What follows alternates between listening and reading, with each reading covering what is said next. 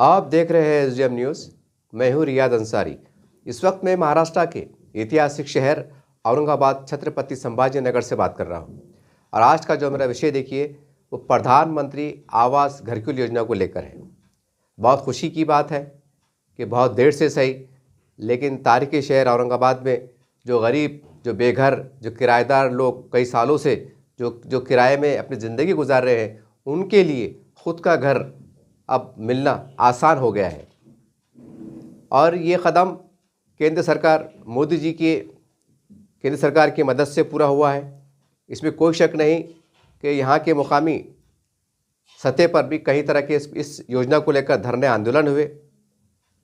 MIM के साबिक member of parliament इम्तियाज़ साहब ने भी जो है उसके ऊपर पार्लियामेंट में आवाज़ उठाई थी, एक मौसर नुमाइंदगी की थी। और उसके अलावा भी औरंगाबाद में कई सियासी तंजीमों ने, जमातों ने, संगठनों ने इसके ऊपर एहतजाज किया था कि भाई ये योजना फेल नहीं होना चाहिए। बहरहाल खुदा करके ये योजना पास हुई और आज हम समझते हैं कि उसका मुहूर्त होने जा रहा है। जैसा अखबारों में आया कि जिन्होंने 2016 में फॉर्म भरे थे, सबसे पहले तो मैं इसकी एक वो बता दूं कि देखिए शुरुआत में 85,000 के आसपास लोगों ने फॉर्म भरे थे। उसमें से बहुत लोगों ने एहतजाज किया तो फिर महानगर पालिका कमिश्नर साहब ने सोचा कि चलो भाई वाकई 85,000 ज़रूरतमंद है या नहीं है, किसका डबल नाम आया या क्या है, क्योंकि टेक्निकल कमी थी। वो तमाम की जांच पड़ताल की गई। फिर आखिरी में ये आंकड़ा आया 42,000 के आसपास, यानी कि आधे बिल्कुल उसमें उड़ गए। ये तस्वीर है। उसके बाद ये आंकड़ा फिक्स हो गया। अब पेपर में आया कि भाई हमने जैसा कहा गया है कि सुंदरवाड़ी है, हरसूल है, मिटमिटा है, पड़ेगांव है, यहाँ पर जो है तो सैडों का काम चालू है। बहुत से आधे से ज़्यादा काम पाए तकमील के पहुँच चुके हैं। कोई आखिरी में मतलब करीब मुकम्मल होने पे आए हैं और कुछ मुकम्मल हो चुके हैं। तो उसके लिए अखबार में आ चुका है, कमिश्नर साहब ने ऐलान किया है कि ये 8 तारीख से लेकर तो आने वाली मतलब एक हफ्ते का टाइम है, 23-24 तारीख बताया जा रहा है। एक हफ्ते का आपको टाइम मिला है। एक हफ्ते में आपको ऑनलाइन जिन्होंने फॉर्म भरे थे तो उनको एक स्लिप मिली थी, एक दो कागज़ की स्लिप मिली थी, जिसके अंदर उन्होंने पूरी आपकी मालूमात ली थे कि आप कहाँ रहते, आपकी आमदनी क्या है, आप मतलब जो भी है, जो भी कैटेगरी में आते हैं, ओबीसी में आते हैं, अपंग में आते हैं, महिला में आते हैं, विधवा में आते हैं, वो तमाम एक तरह की जानकारी कलेक्ट की गई थी। वो फॉर्म का नंबर डाल के आपको जो है तो दोबारा ऑनलाइन फॉर्म भरना है। अब हो सकता है बहुत से लोग सोच रहे होंगे कि भाई हमने तो फॉर्म भरे थे, फिर डबल से फॉर्म क्यों भरना पड़ रहा। तो इसकी 2 वजह है जहाँ तक मैं समझता हूँ, क्योंकि जब 85,000 भरे गए थे तो कमिश्नर साहब ने जो निर्णय लिया था कि वाकई 85,000 ज़रूरतमंद है, तो उसमें कुछ टेक्निकल प्रॉब्लम, कुछ वो मिला के आधे ज़्यादा उड़ गए। अब हो सकता है कि इसमें से भी कुछ किसी को ज़रूरत ना हो, क्योंकि जो स्कीम 10-12 साल 15 साल डिले हो जाए तो लोग तो वो स्कीम पर भरोसे बैठेंगे नहीं ना। तो लोगों ने मजबूरी में कर्जा लेके, कुछ लोन लेके, कुछ कैसे करके जंगलों में, पहाड़ों में, कब्रिस्तानों के आसपास जंगलों में, बियाबानों में घर बना लिए। मतलब जो ज़रूरतमंद थे, जो उस योजना के मुस्तहक थे, उन्होंने कैसे भी अपना झोपड़ा झापड़ा डाल के बना के रह लिए। ये इसमें तादाद कम हो रही। अब हो सकता है कि इसके अंदर कुछ काम हो जाए। अरे भाई गवर्नमेंट तो चाहती ना कि हमारे ख़जाने पे बोझ ना है। गवर्नमेंट की नीति रहती है कि हमारा काम कम से कम बजट में हो। तो वो एक जांच का तरीका हो सकता है कि वाकई मुस्तहक ज़रूरतमंद कितने हैं। अब यहाँ पर एक बात बहुत ख़ास है। देखिए, ये वीडियो बनाने का जो हमारा पैगाम है, मकसद है, उसको समझिए आप कि 85,000 लोगों ने फॉर्म भरे थे तो उसमें आधे कट हो गए। तो बोले भाई आधे आए नहीं, उनको ज़रूरत नहीं। हालांकि ज़रूरत सबको थी, लेकिन आपको जाके बोलेंगे कमिश्नर साहब आपको तुम्हारे भरोसे पे हमने बैठना क्या, जंगलों बैठना क्या, खुले दामों में बैठना, तुम्हारे भरोसे पे लेकर बच्चे रोड पे लेकर बैठना क्या। हमने पड़ेगांव में, मिटपटे में कैसा भी लाख का, 1.25 लाख का, 80,000 का लीली ट्यूने को बना के रह लिए। अब ये बारीक बातें करेंगे कमिश्नर साहब को जाके बोलेंगे क्या। और सरकार क्या बोली, में 85,000 आए थे, 40,000 कहाँ चले गए, गायब हो गए। अरे मगर तुम ईमानदारी से दिए नहीं ना, उस टाइम अगर सही टाइम पे दे देते तो बेचारों का घर नसीब हो जाता था, और वो भी लीगल। फिर ऐसा नहीं कि तुमने डिस्प्यूट मैटर है, सरकारी ज़मीन है, वक्फ की ज़मीन है, तुमने ये करे थे, ये लफड़े भी नहीं होते थे। बहरहाल ये एक बात थी। दूसरी बात ये है कि देखिए 42,000 का आंकड़ा आया है। अब जाहिर सी बात है से पूरे मुसलमान तो हो नहीं हो सकते। इसमें हमारे दलित भाई हैं, मराठा भाई हैं, आदिवासी हैं, हमारे पिछड़ी जाति समाज के लोग हैं, क्योंकि हर धर्म समाज में गरीब लोग पाए जाते। लेकिन बड़ा आंकड़ा जो है हम समझते हैं कि मुसलमानों का है, हो सकता है, इसलिए क्योंकि इनको ज़्यादा योजना नहीं रहती। बाकी आधा समाज के लोगों को रमा भाई इसकी योजना, कुछ लोन की योजना, कुछ ये योजना, कुछ ये फंड, कुछ वो फंड, मतलब कुछ ना कुछ मुराद सहूलतें मिलती रहती है, तो वो समाज कहीं ना कहीं उसका मुरादें हासिल कर कर सरकारी योजनाओं से आगे बढ़ रहा है। लेकिन मुसलमानों के बारे में अगर सोचा जाए तो ये चीज़ दिखाई नहीं देती है, बहुत नहीं के बराबर दिखाई देती है। इस लिहाज से मुसलमान ज़्यादा ज़रूरतमंद है और ये आंकड़ा बढ़ा हुआ है। अब मान लीजिए कि ये 42,000 के अंदर, अभी तो मैंने चेक नहीं किया, मेरे को टाइम ही नहीं मिला मतलब चेक करने का मसरूफियत की वजह से, फिर भी अगर मान लीजिए कि इसमें अगर 20,000 के आसपास अगर मुसलमान आते हैं, मैं एग्जांपल में आपको दे रहा है, तो ये बेघर लोग हैं, ये बेसहारा लोग हैं, ये किराए से रहने वाले लोग हैं। तो अब इनको घर दिलाना ये सब शहरियान की, बड़े लोगों की, पॉलिटिकल लोगों की, मजहबी तंजीमों की, जमातों की जिम्मेदारी है। ये आपकी अव्वलीन वो है, जवाबदारी है। अब हैरान हो रहे होंगे कि भाई सरकार तो योजना दे रही है और वो तो फ्री में नहीं दे रही है, वो तो कर्जे में फेरना है, तो हम उसको तंजीमें क्या कर सकते हैं, हम लीडर क्या कर सकते हैं, हम आम नागरिक क्या कर सकते हैं। शायद आपके जहन में ख्याल आ रहा होगा। जी हाँ, दरअसल मैंने सर्वे में पाया, ये सिर्फ 1-1.5 दिन में पाया कि कई ऐसे लोग मिले कि जो 5,000 मतलब 850 रुपये, 750 का 850 का आंकड़ा है, 6,000 पकड़ लो मोटा मोटा, ये 6,000 रुपये भी उनके पास नहीं है।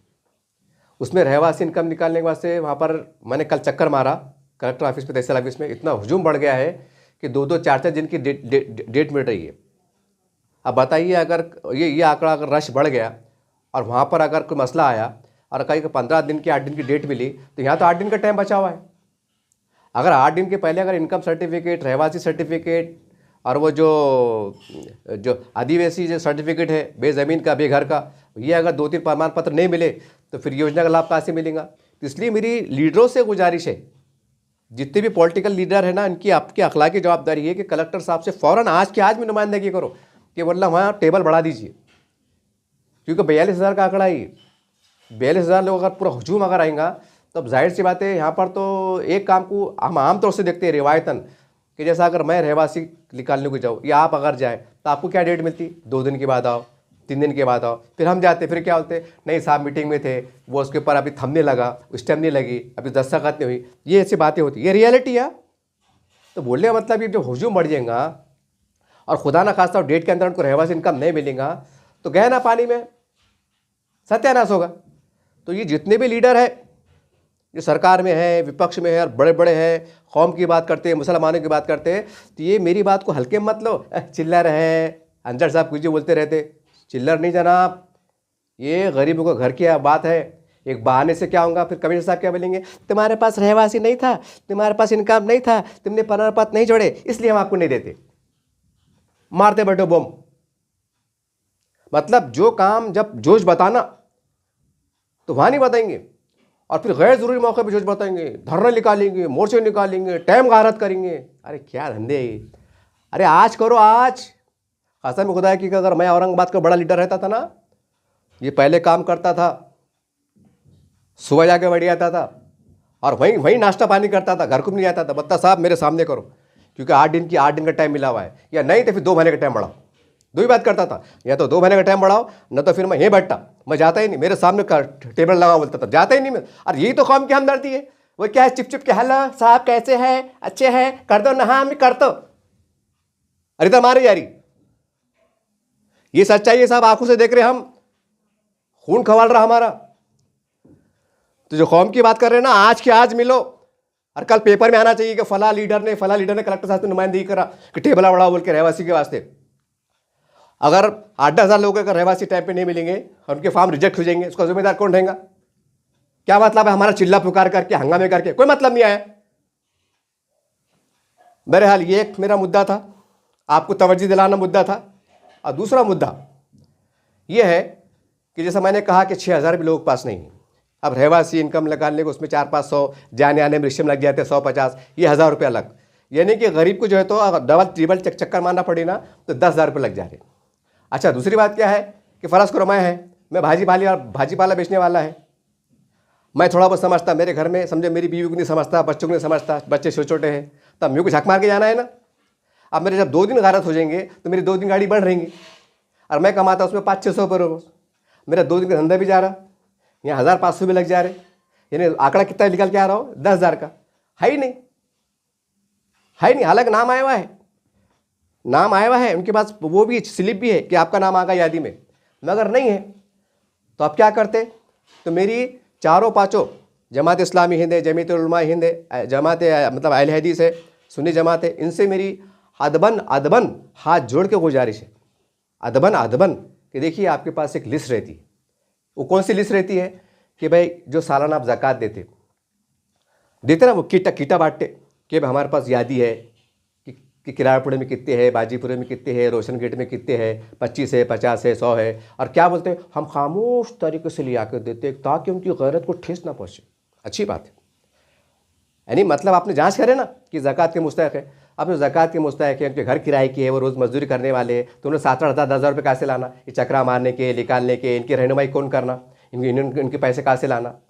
तो आप क्या करो कि पेज की ज़कात का भी निज़ाम है इस्लाम में, मैंने उलमा इकराम तो सुनाओ, तो उनको फ़ोन करके बोलो, पहले तो ये इंक्वायरी करो, जो ज़कात के मुस्तहक आपके लिस्ट होंगी ना, हेलो बाजी आपने फॉर्म भरे थे क्या, वो बोलेंगे हाँ ना भाई हमने भरे थे ना, फिर आपने क्या करे, फॉर्म कर रहे कि नहीं, वो खुद कहानियाँ बोलते, फिर उधर से मतलब बोलेंगे नहीं ना भाई मेरी बच्ची बीमार है, मेरे घर का किराया नहीं मैंने भरी, मैं बीमार है, मैं दवाखाने में पैसे नहीं मेरे को, वो ऐसा सच्चाई बताएंगे अपनी। उनको बोलना बाजी वो आपकी स्लिप लेके आओ, आपका आधार कार्ड लेके आओ, आप हमारे ऑफिस पे आओ, और उनको बोलना बाजी ये 6,000 रुपये लो, 1,000 रुपये आप अपनी तरफ से एडजस्ट कर लो, 6,000 रुपये ले लो, और साइन ले लो, उनका आधार कार्ड ले लो और उनको रवाना कर दो।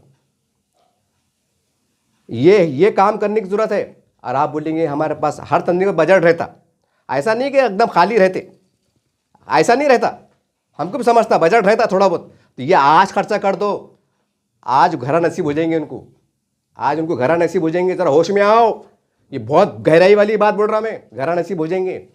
न तो ये ना कहीं भी जाके फंस जाते, फिर वो गवर्नमेंट बोलती डिस्प्यूट मैटर है, सरकारी जमीन पे कब्जा करके बैठे, फिर हज़ारों मुसलमान रोड पे आ रहे, फिर उसके बाद बड़ी बड़ी तंजीमें सामने आ रही, फिर उनकी मदद के वास्ते चंदे हो रहे। मतलब हमने ये सीख लिए, एक शौर का इजहार नहीं करते, शौर का इजहार। कसम खुदा कि अगर मैं कोई तंजीम का सरबराह रहता ना औरंगाबाद के अंदर, ऐलान कर देता आओ ज़कात के मुस्तहक है, तुम्हारा नाम यादी में आओ, तुम्हारा क्या मसला है बोलो। अरे क्या होगा, अरे 100 में से 10 से समझो गैर मुस्तहक ले लेंगे, जान दो ना, खौम ही खा रही ना, जुए में सट्टे में बच जा रहे क्या हो, पेट को खाएंगे ना। बहरहाल मैं जज्बाती हो रहा हूं क्योंकि मैं आंखों से देख रहा हूं लोग कैसे कैसे परेशान हो करके मैं जज्बात उबल रहे। ये मत कहिए कि अंसर साहब जज्बात में क्यों आ जाते यार, क्योंकि मैं जब अंदर की बातें देखता हूं ना साहब तो खून खवल जाता है, मेरा दिमाग के तौर बिगड़ जाता है कि यार हमारे शहर में इतने बड़े बड़े जिम्मेदार है और उनके पास ये रिपोर्टर पहुंचती क्यों नहीं। खाली रिवायतन 26 रोज़ा आ रहा, लगा ऑनलाइन, बुरखे लगे हुए हैं, ये है हमारी कौम। बहरहाल ये आपको करना पड़ेगा, आपके पास लिस्ट है, पहली बार आप पहली फुर्सत में अभी से अगर वीडियो देख रहे होगे ना तुरंत फ़ोन करो, बोलना वो लिस्ट निकालो, उनके फ़ोन नंबर भी रहते, ज़रा काम पे लगो, ज़रा बैठो ज़रा, इल्ला माशाअल्लाह सुभान अल्लाह, और बाद में खालू इन्ना राजिऊन ये पढ़ते क्या आखिरी में। फ़ोन करो, हाँ रहो भाई कहाँ हैं आप, अच्छा, वो खुद बोलता है भाई मैं गाड़ी पे है, मैं रिक्शा चला रहा, अच्छा रहो भाई आपने वो घर को फॉर्म भरे थे क्या, हाँ ना भाई मैंने भरा था ना, अच्छा आपके पास चिट्ठी है, नहीं मालूम ना मेरे को, नहीं मालूम ना मेरे को वो आया कि नहीं आया, अब वो पढ़े लिखे लोग नहीं, कोई बात नहीं ऑफिस पे आओ चेक करना, अरे रहो भाई तुम्हारा आ गया तो फॉर्म भर दो ना। वो खुद बोलता है अरे भाई मैं क्या करूँ, आपको खुद मालूम साहब मैं आपके पास से ज़कात में कपड़े लिया था, पैसे लिया था, अनाज लिया था, आपको सब मेरी हकीकत मालूम है, आपके लोगों ने इंक्वायरी करे हुए, हम कहाँ रहते, हमारे बच्चे कितने हैं, पढ़ने वाले कितने हैं, खाने वाले कितने हैं। वो खुद बोलता बेचारा मेरे पास नहीं है, मेरे पास मैं 1,500 लगा सकता। अच्छा रहो एक काम करो, देखो 5,000 750 कुछ तो लग रहे, ये 6,000 रुपये लो, आधार कार्ड बताओ, तुम्हारे दस्तखत मारो, ठीक है ये 6,000 आप ले लीजिए, और जो फॉर्म भरेंगे वो फॉर्म भरी पौती भी ला के देना, ताकि हमको हिसाब किताब लेने में आसानी हो कि ज़कात का हमने जो लोगों से पैसा कलेक्ट किए थे वो मुस्तहक तक पहुंचा था का नहीं, और पहुंचा था तो किनको पहुंचा था उनका रिकॉर्ड हमारे पास है, हम भी महफूज रहते हैं और तुम्हारा भी काम हो जाता। ये ऐसा काम करो, यही बात इत्तला देने के वास्ते मैंने आपको बोला था। और दूसरी बात, बड़े बड़े घरों में लोग औरतें काम करते, आदमी भी काम करते, बंगलों के अंदर को माली काम करता, चौकीदार काम करता। तो जो जिनके पास नौकरा काम करे ना, बर्तन मांजने की शक्ल में, कपड़े धोने की शक्ल में, या फिर वो आदमी काम कर रहे हैं, ड्राइवर है, तुम्हारे पास कार ड्राइवर है, तो उनको पूछो, अगर उसका नाम खलील भाई है, क्या बोलना, अरे यार खलील भाई, वो योजना आई हुई है, आप किराए से रहते, आप बाजीपुरा में रहते, वो आपने फॉर्म भरे थे क्या? तो खलील बोलते हाँ ना भाई भाई भाई भरा था ना। अरे फिर आपने वो उसका पेपर में आया ना, तो क्या बोलता, खलील भी क्या बोलते, अरे मेरे को क्या मालूम यार, पढ़ना आता है क्या, लिखना आता है क्या भाई, आपको सुबह निकले काम में लग जाते, आपने क्या मालूम। ये ऐसी बातें चलेंगी रियलिटी की। तो बोलना खलील भाई कोई बात नहीं, वो तुम्हारा फॉर्म है ना, वो ला के वो लाओ। अब तुम तो कोई तंजीम जमात है नहीं, तुम खुद होलसेल में बड़े हैं, अल्लाह ने तुमको नवाजा है, तुम ठेकेदार है, कॉन्ट्रैक्टदार है, लखपति है, करोड़पति है। बोलना खलील भाई ये पैसे लो, और क्या नियत करो दिल में कि अल्लाह ताला मेरी ये साल की 1.5 लाख की 2 लाख की ज़कात थी, इसमें 6,000 खलील भाई को दे दे रहा। नियत कर लो, हिसाब में लिख लो, खामोशी में 6,000 रुपये दे दो। बोलना खलील भाई फॉर्म भर दो, कोई बात नहीं, और दुआ दो, खलील भाई दुआ दो कि हमारे बाल बच्चे अच्छे रहे, दुआ के साथ रवाना करो। तो कुछ ये मदद करो, कुछ तंजीमी मदद करेंगे। अब रहा तीसरा मुद्दा। अब तीसरा मुद्दा क्या, जो लीडर है ना कारपोरेशन में, अरे बाप रे प्रभाग का इलेक्शन, और क्या सुनने में आ रहा, 1 करोड़ 2 करोड़ 3 करोड़, तो कोई बोल रहा बाप 20 करोड़ होना, ऐसी अफवाह गर्दिश कर रही। तो खैर वो अलग मसला है, वो करोड़ लगो, खोखे लगो कि क्या लगो, अपने को नहीं मालूम। लेकिन बोलने का मतलब क्या है कि जाहिर सी बात है, उसमें आधे जो उम्मीदवार है ना तो वाकई तगड़े, यानी फ़र्ज़ करो 1000 उम्मीदवार मैदान में आने वाले कारपोरेशन के, तो 1000 में से 500 है ना वाकई, मतलब क्या बोलेंगे, रईस है, ख़ानदानी है, लखपति है, करोड़पति है, मतलब बड़े बड़े कारोबार है, अल्लाह आपको और नवाजे, कोई मुझे कोई बदगुमानी नहीं है। और 500 कैसे है, अपने मीडियम क्लास के, और उसमें आधे कैसे एकदम शो पुटअप के, तो मतलब 500 मजबूत है। अब भाई आप करोड़ लाखों रुपये खर्चा करने वाले हैं ना, तो आप क्या करो, आप जो परवाक में खड़े हुए ना, तो दिमाग लड़ाओ कि बोलना भाई आपने तो देने वाले हैं, रमज़ान भी आने वाला है, तो परवाक के अंदर कम से कम 20 आदमी बोलो, 50 आदमी बोलो, उनको बुलाओ, खामोशी में सर्वे करो, और बोलना किसी को बोलो मत, नहीं तो लड़ लग जाती है। हमारे पास भी ऐसा है कि बटरा बोले तो एकदम इतने खड़ते हो जाते, 10 मुस्तैक रहते, 9 आ जाते अलग से, ऐसे भी हो जाता। खामोशी में बुलाओ, बोलना ये लो, ये 6,000 लो और फॉर्म भर दो, और जब तुम्हारा नंबर लगेगा बाद में हो जाता। अब बहुत से लोग सोच रहे होंगे, अरे अंसारी साहब जब उनके पास 6,000 देने को नहीं है तो 12 लाख फेंकेंगे कैसे। हमारे पास ऐसे भी चौथी पास के लोग बहुत रहते, तो मैं उनको वजाहत कर दूँ, भाई ये 8,000 सिटी में मजबूरी में 8,000 10,000 रुपये घर ले रहे, वो जो घरकुल की योजना का रहेगा तो उसका 6-7 हज़ार रुपये इंस्टॉलमेंट रहेगा महीने का, तो बेचारा गरीब बोलेगा मैं किराया दे रहा, किराए में उसको घर नसीब हो जाता, उसको बोझा नहीं आता ना। और आया भी तो खैर लोग अल्लाह के नेक बंदे रहते जो आड़े गुड़े को मदद कर देते, कुछ खानदान में रहते, कुछ पड़ोस में रहते, कुछ दोस्तान में रहते, कोई उधार दे देता, कोई मदद कर देता, होता ना। वो अल्लाह का निज़ाम चल रहा, वो अल्लाह पूरी कायनात चला रहा। तो लीडरों को भी काम है कि खामोशी में 5 आदमी ये संभालो।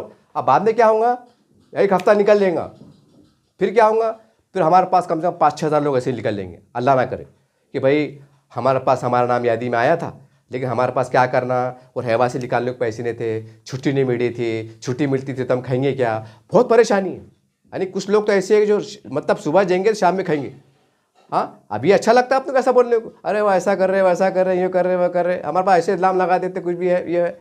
कुछ लोग क्या बोलते हैं, उनके पास गाड़ा है ना, अरे गाड़ा भंगार भी ली, 8,000 की गाड़ी है, वो 8,000 रुपये बेचारा जो तो सेल्स में काम कर रहा, वो क्या 10 लाख की कार है क्या। हमारे पास कोई ऐसे फतवे देते, अरे भाई उनके पास गाड़ी है ना, उनका मोबाइल है ना, अरे भैया उसका धंधा अगर पूरी रोजी रोटी मोबाइल पे होंगी, उसका ऑनलाइन धंधा होगा, सेठ ने बोला होगा भाई इसके ऊपर तुमको मैसेज आएगा, तुम चेक करो, और उसके बाद सेठ ने अगर दिया होगा कि भाई ये ले, भले 20,000 का मोबाइल है, लेकिन वो 20,000 का मोबाइल है ना, वो रोजी की जगह है ना, और रिक्शा 2.5 लाख का आ रहा ना, रिक्शा 2.5 3 लाख का आ रहा ना। तो ज़रा जहन को खोलो, खाम को जो है ना मट्टी मत मिलाओ कि उसके पास वो दिख रहा, गाड़ी दिख रही, उनको वो तो बिल्डिंग में रह रहे। ऐसे भी लोग हमारे पास फतवे देते हैं, वो तो बिल्डिंग में रह रहे, बोले कि जंगल में रहना, कि खबरस्तान में जाके रहना, तुमने अच्छे रहना, गरीब होने नहीं रहना, किराए से भी नहीं रहना। अरे शर्म करो, थोड़ी बहुत बोलते हो, एहसास करेगा बिल्डिंग में कौन सी हालत में रह रहे। मैं ऐसे कई लोग जानता हूँ, मैंने एक बार सर्वे करा, मेरे पास डाटा है, सबूत दे सकता हूँ करके, मैं इतना डंके की चोट में बोलता हूँ, ऐसे हवा में बात नहीं करता मैं, पका भाषण जैसा। मैंने एक बार सर्वे करा था, बोले यार इतना बड़ा ये किराए का मकान। तो सर्वे में क्या पाया मैंने कि बेटा भी चप्पल की दुकान पे जाता, बाप भी जाता, माँ भी जो है तो कपड़े धोने बर्तन धोने को जाती, सालन रोटी आता, कुछ औरत के 2 पैसे आते, बच्चे के पैसे आते, दूल्हे के पैसे आते, बच्चे के पैसे में घर का किराया जाता, और बाकी जो पैसे में जो तो बच्चे पढ़ते लिखते, ये हालत में रह रहे। मन को बोला भाई जब तुम इतने ऐसी मुसीबत में तो कहीं को रह रहे। अरे बोले अंसारी साहब कैसा है, बोले यहाँ मजदूरी में 2-3 साल रहना है। बोले मतलब क्यों, अपने बच्चे स्कूल नज़दीक है ना। बोले अब स्कूल अगर आप घर खाली करेंगे बोले तो फिर अपना मज़ा है, वो अपना जो घर का स्कूल का मामला है वो ख़राब बिगड़ जाता। बोले कोई इकराम में रह रहा, कोई इधर रह रहा, कोई उधर रह रहा, उधर रह रहा। हम क्या है बोले बच्चों की मजबूरी रह रहे। बोले अपने एक टाइम भूखे रहते। बोले अब क्या करते, बोले भाई अब घर नहीं मिले, बोले मजबूरी में लेना पड़ा। बोले और आप नहीं लेंगे तो बच्चों की ज़िंदगी ख़राब हो जाएंगी। बोले अपनी ज़िंदगी सत्यानाश होगी। बोले अंसारी साहब जान दो। बोले अब क्या करते, बोले जान दो, अपनी बीवी भी काम कर रही, बच्चे भी काम कर रहे। ये है सच्चाई, ज़रा आँखें खोलो, ताने मत दो। वो तो बिल्डिंग में रह रहे, उनके पास तक गाड़ी घोड़ी छाक के देखे क्या ना, तो मेरे साथ चलो ना। अरे क्या कैसे जिम्मेदार है तुम, खाली कौम को लाइन लगाने मजबूर करते। वो जब रोड पे आते हैं उनके तमाशे होते हैं, जलील हो जाते हैं, चारों तरफ परेशान हो जाते हैं। फिर जब मैदान में आते कि नहीं अब हम आए, अब हम चंदे करेंगे, हम ज़कात जमात करेंगे, आप नहीं करते। अगर सही शऊर वाले होंगे, कौम के हमदर्द होंगे, लाखों रुपए लोग ज़कात देने को बैठे हुए, जरा धुएंधार भाषण दो ना मस्जिदों में, है मुसलमानों, है मुसलमानों। कैसा बोलते हैं, अरे बाप रे बाप, अरे क्या यार, अल्लाह माफ़ करे मुझे, अल्लाह माफ़ करे, क्या भामटापना होता। कुछ लोग मैंने सुना हूँ, मुसलियान एक मस्जिद तामीर हो रही है, एक मुसल्ले की कीमत 5,000 रुपये है। अगर आप 5,000 रुपये देते हैं तो मस्जिद जब तक रहेंगी आपको सवाब मिलते रहेगा। अगर जो नहीं दे सकते हैं तो जाते वक्त थोड़ा थोड़ा करके देके जाओ। 50 बार सुना मैंने ऐलान। खैर मुझे कोई बदमानी नहीं है, अल्लाह मुझे माफ़ करे, मैंने कुछ से बुराई से नहीं बोला। तो लोग क्या करते, अरे बाप रे 5,000 का मुसल्ला, बताओ मोबाइल टिक।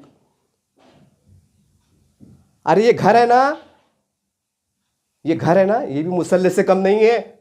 ये घर में जाएंगे ना, मेरी माँ बहनें नमाज पढ़ेंगी, रमज़ान का महीना आएगा, घर में अगर 5 लोग हैं ना पूरे 30 रोज़े रखेंगे, वो पूरा घर जो है, तो वो घर है ना जो घर में मिलने वाला है, वो रहमतों का बाग बन जाएगा अल्लाह का। सब रोज़दार रहेंगे, इफ्तार करेंगे, वो छत के नीचे इफ्तार होगा, उस छत के नीचे सहरी होगी, उस छत के नीचे 5 टाइम नमाजी होगी, उस छत के नीचे 5 टाइम जिक्र इफ्तार होगा रमज़ान के महीने में। वो सवाब नहीं मिलता, नकली सवाब है, वो डुप्लीकेट सवाब है। ये मस्जिद में देना, मस्जिद में मुसल्ले खरीदना, ये सवाब है।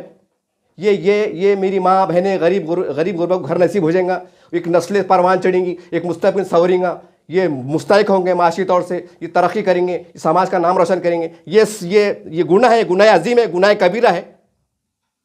बोलो मस्जिदें में बोलो, ये ऐलान करो, ये अभी से ऐलान करो कि है मुसलमानों, अगर आपके घरों में आसपास में कोई मुस्तैक है, उसके पैसे नहीं है तो पैसे दे दो, पेज की ज़कात दे दो। ऐसा बोलो जैसा मस्जिद कैसे बोलते हो ना, ऐ मुसलमानों, ऐ मुसलमानों। अरे बोलो, ये कौम तबाह बर्बाद हो जा रही।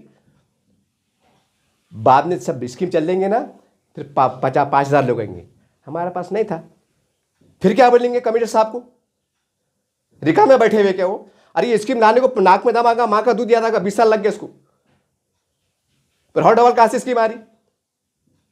ये 5,000 खुदा ना खास्ता अगर ये मजबूरी के मारे, हालात के मारे रह गए, हाँ, तो कमिश्नर साहब तो ये बोलेंगे, तुम जाएंगे बड़ी शान से इतना मार के सेंड लेके, बड़े बड़े चश्मे लगा के जाएंगे, हाँ कमिश्नर साहब ये 5,000 लोग महरूम हो गए, तो क्या बोलेंगे, ये बोलेंगे नहीं ना कमिश्नर साहब, वो 6 दिसंबर आया था ना, हम अजान देने में मस्त लगे हुए थे, हमारे पास टाइम नहीं था, हम बाबरी में तो गम मना रहे थे, हमारे पास टाइम नहीं था अंसारी वो कमिश्नर साहब, वो टाइम वेस्ट होगा, ऐसा बोलेंगे।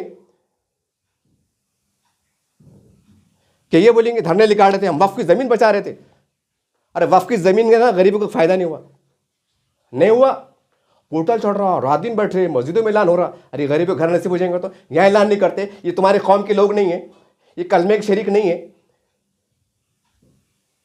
और क्या तो बोले, अल्लाह गजा के मुसलमानों पर रहम फरमा, जो बेआबरू बेसामान पड़े हुए हैं, उनकी छतों पे घर नहीं है, या अल्लाह उनकी बस्ते आसाम नीचे पड़े हुए, अल्लाह तू रहम कर, अल्लाह तू रहम कर। ये नकली मुसलमान है, ये मुसलमान रोड पे नहीं है, वो तमाशा नहीं बना रहे, गयूर है, हमारी कौम गयूर है, भूखी प्यासी रहते, अच्छे घरों में रहती, अच्छे कपड़े पहन लेती, तो तुम क्या समझते साहब अच्छे मज़े में है, झांके नहीं देखते, कारों में रहते, खाली कौम की बात करते। देखिए बहुत रफ फटा अंदाज से बोला हूँ, मैंने बस गुस्से का इसलिए बोला हूँ कि लोग बहुत परेशान हैं, इसलिए बोला हूँ।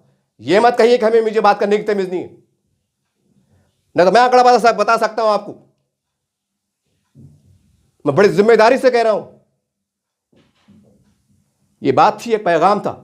अगर आप मानेंगे ठीक, न तो ये रियाज अंसारी तमाम जो लोग अगर किसी वजह से महरूम रहेंगे आपका गिरेबान पकड़ेगा, गिरेबान पकड़ेगा और बोलेगा ए अल्लाह ताला, हिंदुस्तान में एक ऐसा भी समय चल रहा था, पड़ोसी के हुकूक की बात हो रही थी, इससे इस्तेक़बाल जलसे लिए जा रहे थे, बातें हो रही थी, हिंदू भाइयों को बुलाया जा रहा था, कभी मस्जिद में बुलाया जा रहा था, कभी सामने बुलाया जा रहा था, बोल रहे थे हम तुम्हारे पड़ोसी हैं। और अल्लाह ताला ये भी एक पड़ोसी थे, ये देने वाले थे, और ये इनके महरूम रह गए थे, इनको घर नसीब नहीं हुआ था। अल्लाह ताला अब तो इनसे पड़ोसी का हक वसूल कर, मैं अल्लाह से गिरेबान पकड़ूंगा, मैं आखिरी मुज्जत बन जाऊंगा। तुम ये मत बोलो आज मेरे को दीवाना बोलो, पागल बोलो, लेकिन मैं आपको गिरेबान पकड़ूंगा। अल्लाह ताला ये कौम की इस्लाम की बात करते थे ना, मैं दरमियान से था, ये रियाज अंसारी औरंगाबाद का बंदा था, मेरे मन ने कौम की आवाज़ उठाया था, इन्होंने एड़े चाले करे थे। अल्लाह ताला मैं इंसाफ तलब करता हूँ, मैं छोड़ूंगा नहीं भैया, मैं छोड़ूंगा नहीं भैया।